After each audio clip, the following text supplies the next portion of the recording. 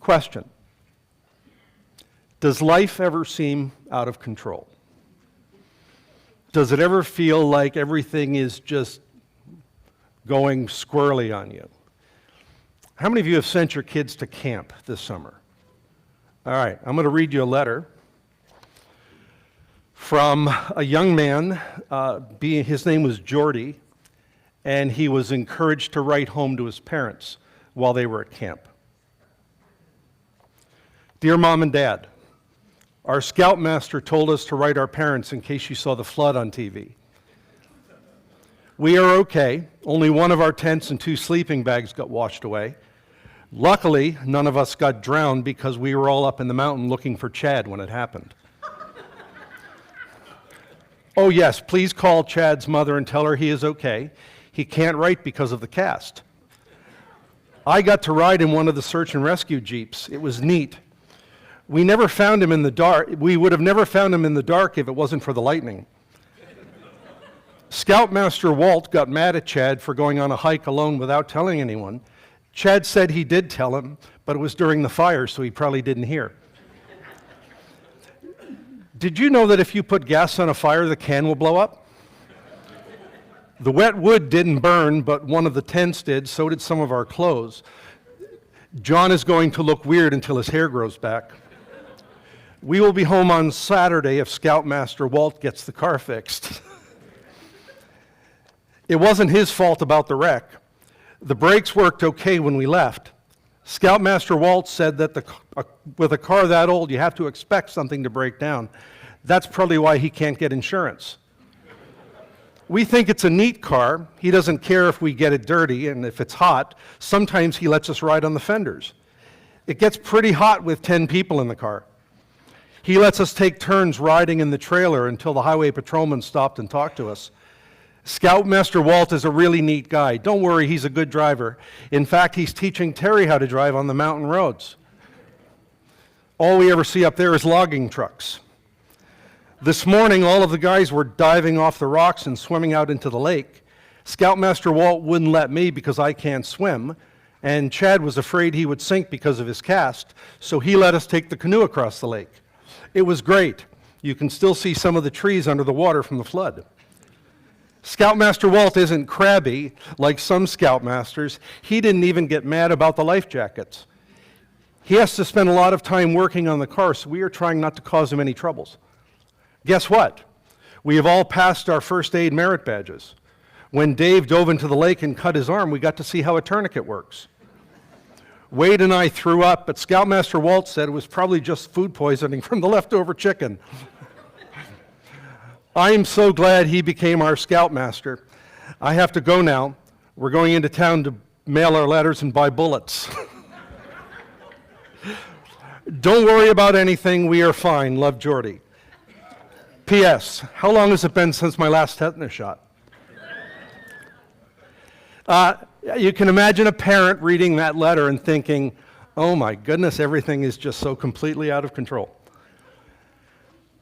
Maybe life feels like that sometime. Just one thing after another.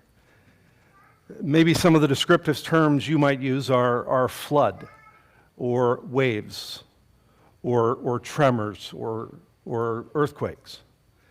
Maybe that's how you feel sometimes about life.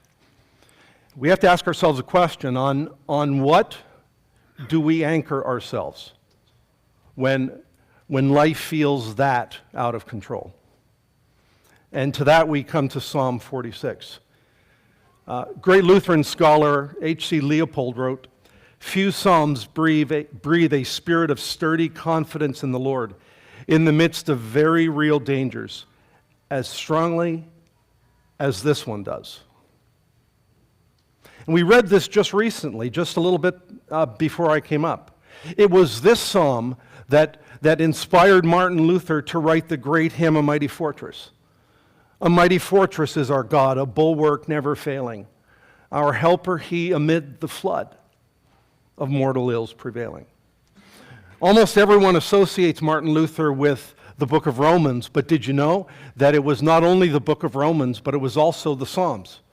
that led to his conversion. Martin Luther wrote more and taught more on the book of Psalms than he did any other book in the Scriptures. And we are told a story that when Martin Luther and Philip Melanchthon spent time together during that great time of the Reformation, when Martin Luther was so discouraged and so depressed that he would often say to his friend Philip Melanchthon, "Come, Philip, let's sing the 46th Psalm." And Luther wrote about this psalm, "We sing this psalm to praise God because God is with us and powerfully, miraculously preserves and defends His church and His word against all fanatical spirits, against the gates of hell, against the implacable hatred of the devil, and against all the assaults of the world, the flesh, and the devil." This psalm reminds us of where our trust needs to be. It reminds us of life that is often out of control, and we lay on the bedrock of a strong foundation of not philosophy or new thought or cool ideas, but a theology of a powerful and a strong God who is there as our refuge. Don't you love that word? I love the word refuge. A place where I can go to hide. Did you ever have one of those as a kid? A place where you go to hide. I did. It wasn't all that impressive. It wasn't even all that secret. From what I found out, my parents knew where I was all the time. But when it was bedtime, I went and I hid in my fortress. It was underneath the dining room table that had a tablecloth hanging over the edges and had all my mom's stuff on top.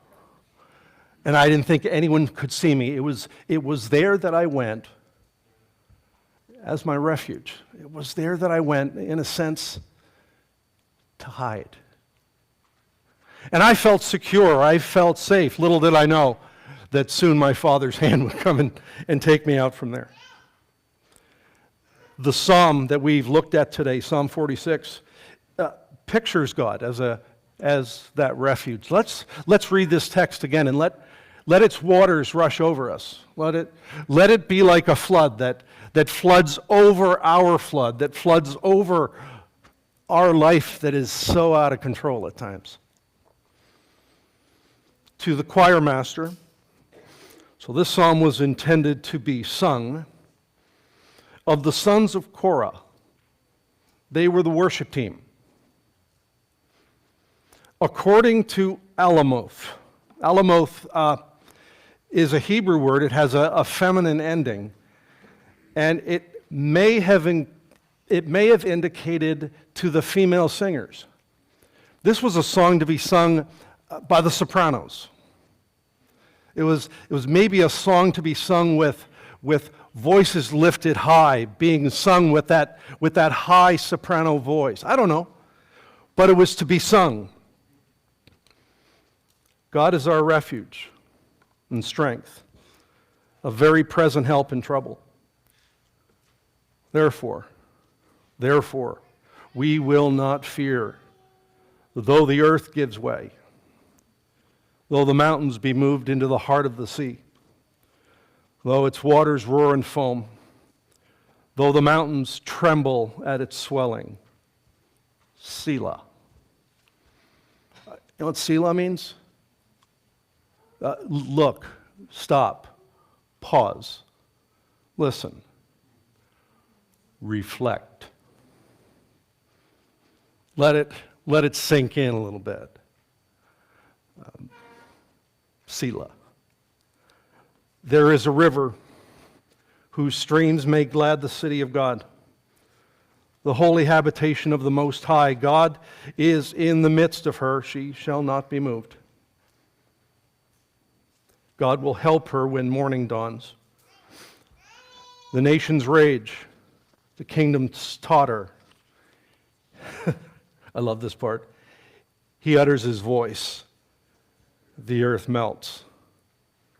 The Lord of hosts is with us. Here's my reason for assurance. The Lord of hosts is with us. The God of Jacob is our fortress. Selah. Pause, stop, look, listen. Ponder that one. Think that one over. Or to use a very, very secular illustration, put that in your pipe and smoke it. That's really what it is. Let that sink in. Come, behold the works of the Lord. How he has brought desolations on the earth. He makes war cease to the end of the earth. He breaks the bow and shatters the spear. He burns the chariots with fire. Be still and know that I am God. I will be exalted among the nations. I will be exalted in the earth. The Lord of hosts is with us. The God of Jacob is our fortress. Selah. Now, this psalm is easily divided. Guess the word that gives us the easy division of this text. I mentioned it a few times. Selah.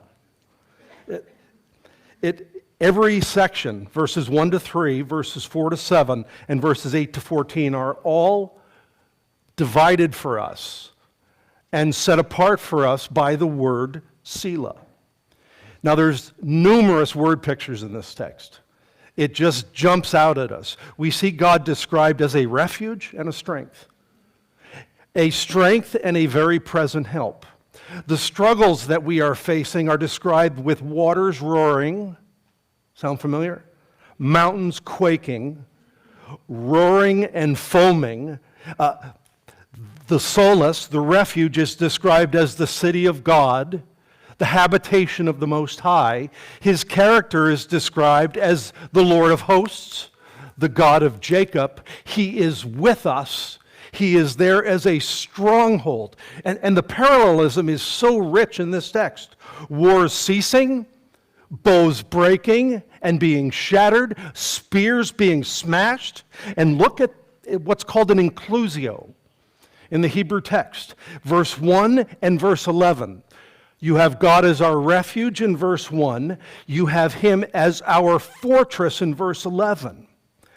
Lloyd John Ogilvie described this psalm as enabling us to claim the presence of God and to triumph in the midst of trials and troubles that seem so out of control. This psalm allows us to find our focus in the midst of distress. Do you want that kind of focus when life seems out of control? Because I got to tell you, sometimes it does seem that way. We seem at times to be on that treadmill that is 2 steps forward, 3 steps back, or 3 steps forward, 2 steps back. Depends on which treadmill you're on. Grab a hold of these truths. I want you to hang on to these 3 truths today because they are anchored and they are rooted in this text. Number 1, God is our strength. Be steady. God is our strength. Be steady.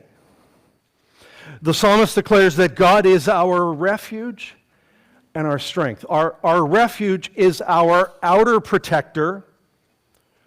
Our strength, he is our inner protector. He is at work around us, guarding us. He is at work within us, enabling us. The word help is a rich word in this text. It is a word that means that God will do for us what we can't do for ourselves. It depicts him, describing God as our help, describes him as the one who is all sufficient. He is what help is all about. He is the definition of the help that we need. And so in the midst of the out-of-controlled nature of our living, remember that God is our strength, Be steady. The words are so rich in this text. The word for trouble carries with it the idea of a confinement in a tight bind. It is a picture of someone in a life-threatening situation where there doesn't seem to be any way out, no room to move. I don't like that. I really don't. I don't like being confined. I don't like being, I'm kind of a little claustrophobic when it comes to that. I remember going to a camp one time, and we were at this camp in North Carolina, and the bunk beds, I was, first of all, don't really want the top bunk because I hate the idea of jumping out of bed and landing like 12 feet below, however high it was. But I also remember how claustrophobic the bottom bunk was. There was like this much room between your mattress and the bunk on top of you. So you know what I did? I slept on the floor. I hate that idea of that tight place. That's the idea of the turmoil that is here. It is an inner turmoil that we just can't seem to get through. It is a tight place that doesn't look like a way out. And there's not even any room to move. It can be used of inner turmoil. So we've all felt that way. He is our refuge and strength. He is our very present help. The idea of that word is so rich. In trouble, he will be found to be a help exceedingly, is the literal way to translate that text. In the midst of your trouble, he will be that way that you can find help. Abundantly. Abundantly. Isaac Watts wrote, God is the refuge of his saints. When storms of sharp distress invade, ere we can offer our complaints, behold, God is present with his aid. The psalmist here is declaring that we have a trust, we have a hope that it is not fly by night. It is not foolish or foolhardy. It is anchored in the very character of God. So I encourage not just you, but myself and all of us who are here today. If we are finding ourselves in the midst of a confining challenge that somehow doesn't even look like there is a way out, that is causing you to feel like everything is out of control. Look at the second verse, therefore. Oh my goodness, therefore. Whenever you read therefore in the Bible, please look and see what it's there for. Always ask what it's there for. It's going in backwards in the context. And the context is verse 1. It's because of the faith that we have in this God who is our refuge and strength, a very present help in trouble. Therefore, we will not fear, although we could. And the temptation to do so is real. Therefore, we will not fear, though the earth give way, though the mountains be moved into the heart of the sea, though its waters roar and foam, though its mountains tremble at its swelling. Utter disaster. Waters roaring and foaming remind me of Niagara Falls.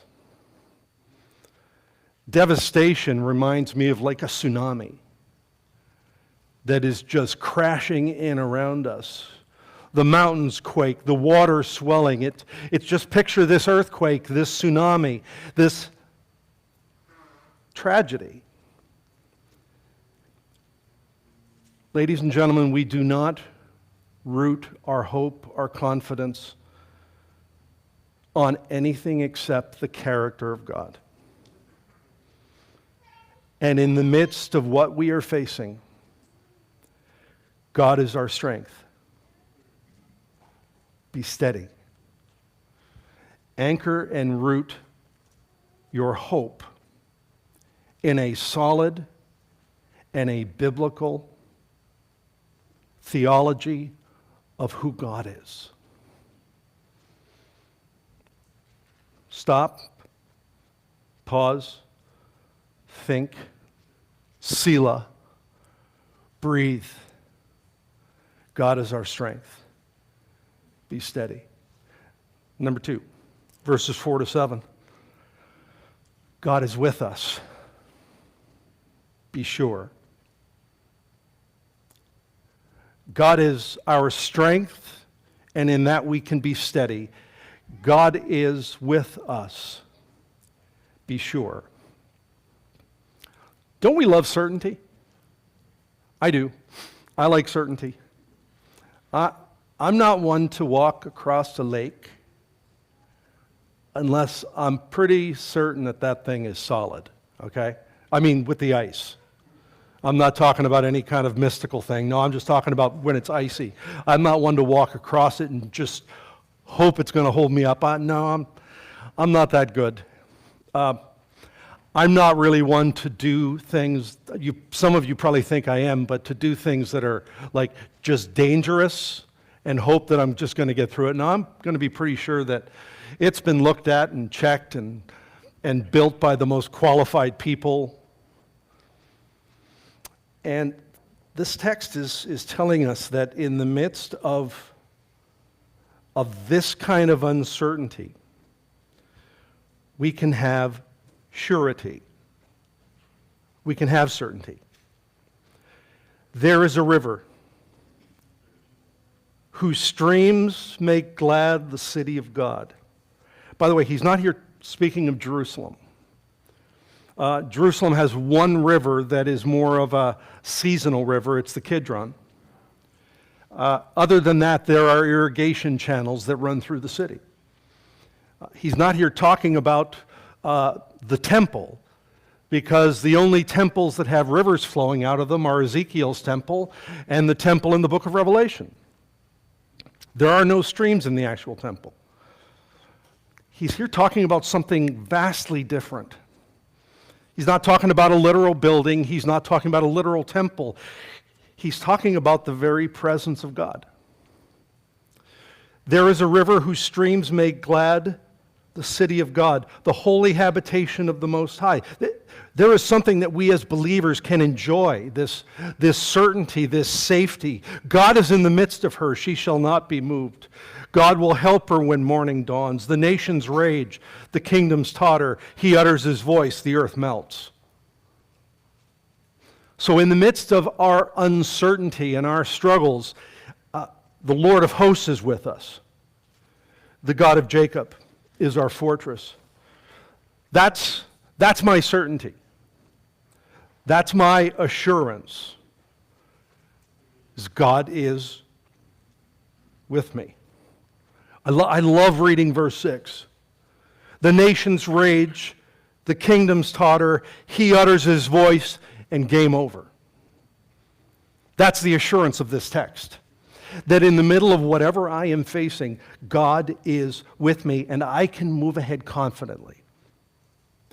This is not pie in the sky, hope so, wishful thinking. This is certainty of the fact that God is always with us in reality. Genesis 21:22, at the time Abimelech and Phicol, the commander of his army, said to Abraham, God is with you in all you do. Deuteronomy 20, verse 1, when you go out to war against your enemies and see horses and chariots and an army larger than your own, you shall not be afraid of them. I'm thinking, why not? I might be. For the Lord your God is with you, who brought you up out of the land of Egypt. This is rooting our hope in sound and courageous and biblical theology. That God is with us. Joshua 1:9. Joshua got a pretty big task, didn't he? He's taken over for Moses. And the guy looked like Charlton Heston. I mean, come on. How do you follow a man like that?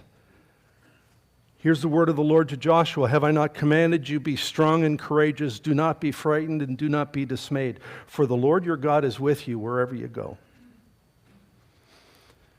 David said to Solomon his son, "Be strong and courageous and do it. Don't be afraid and do not be dismayed."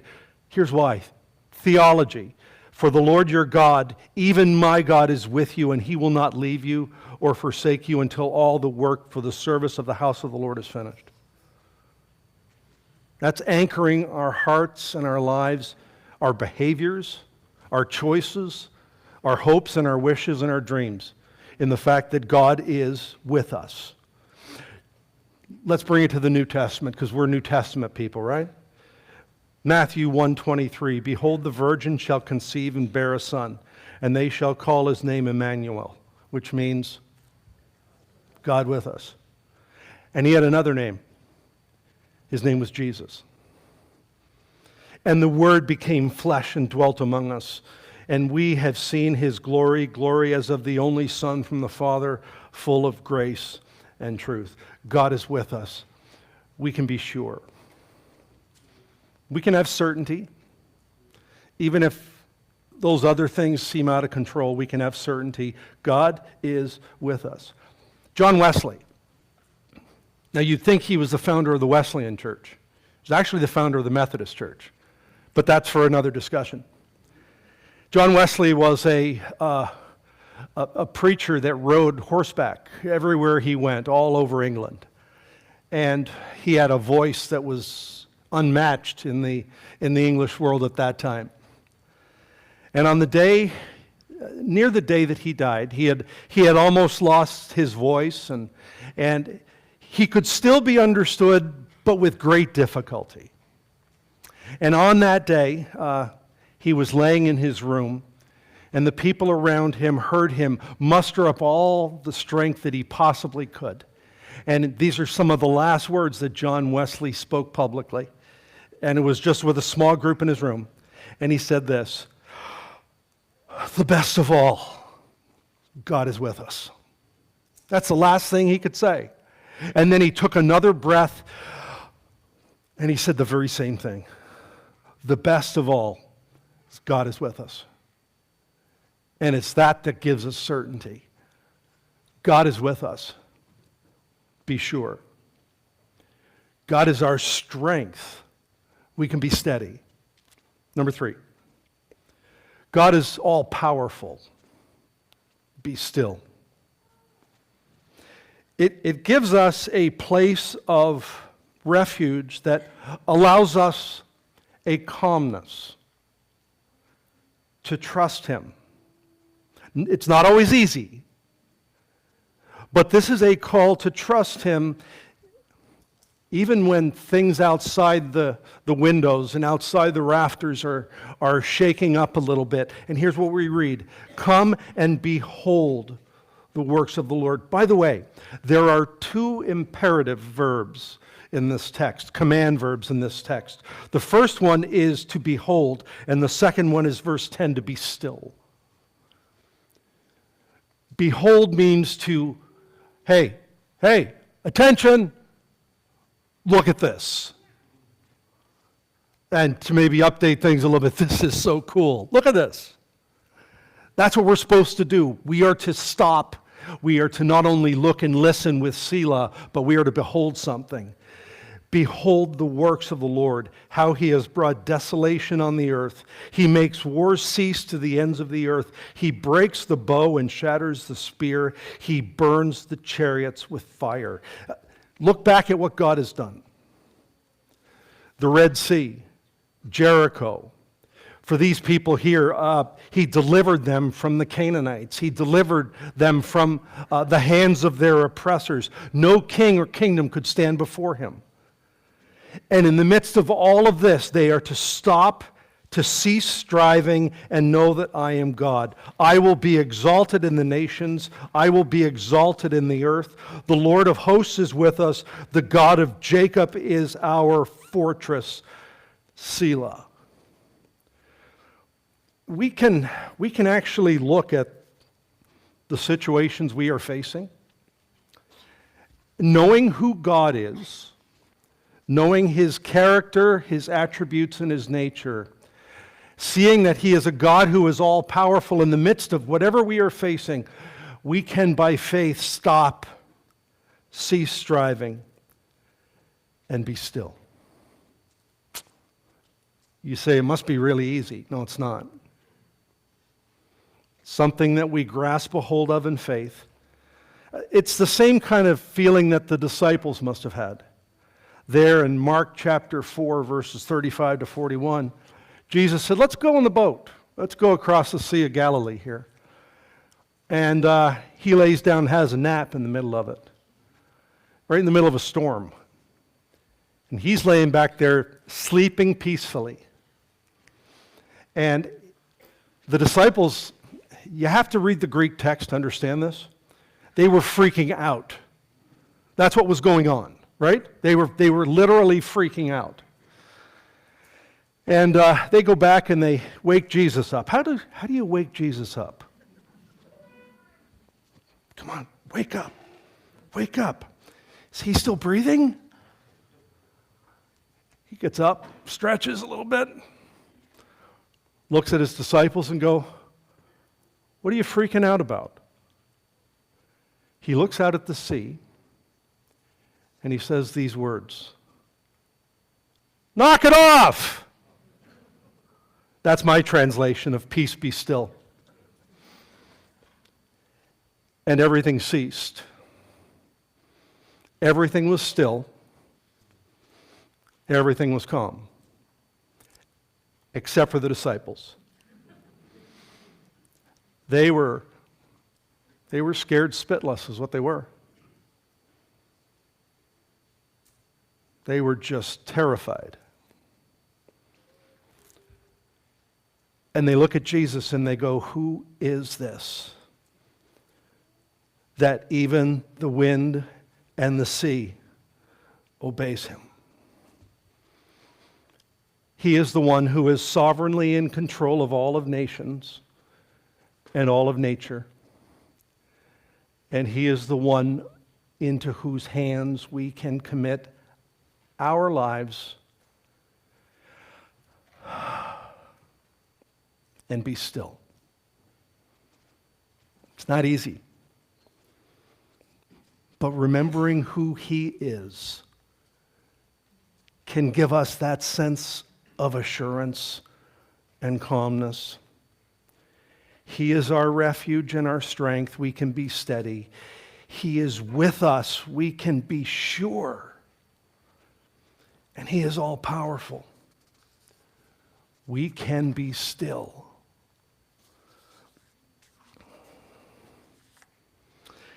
There was an upscale bakery in a place called Split, Croatia. I probably pronounced that badly. If you're Croatian this morning and want to correct me later, come on up. They had a problem with break-ins, vandalism and different things. This is a true story. They put up a life-size poster in the front of the store of Chuck Norris. Okay? Here's what the sign read right above the poster. This shop under the protection of Chuck Norris. You ready for this? Break-in stopped. Seriously, vandalism around the outside of the store actually stopped. People actually came in to get an autograph. The owner, her name was Myrna Kovac, said the idea worked better than anyone thought. She says that everyone in town is familiar with Chuck Norris's movie. Even the thieves seem to respect him. They really believe that he is hiding in our storeroom out in the back, ready to pounce on any burglars. This worked. It worked as a joke. It worked as a non-reality. But the character of our God is no joke. He is there. He is our refuge, our strength. He is the one who is always with us. And He is the one that we can be still under His all-powerful, sovereign control. My prayer is that the truth of this text will give us a sense of worship, calmness, peace, surety, and hope, even when the things around us might seem out of control. Lord, today, we thank you over and above all else for who you are. I don't claim to know everything or really anything that is helpful except for the fact that our God is with us. He is all-powerful. He is our refuge. And in this we can find hope and confidence, even when life is hard. So it's in the strong and mighty name of Jesus, who looked at the storm and said, "Knock it off." It's in His name that we pray. Amen.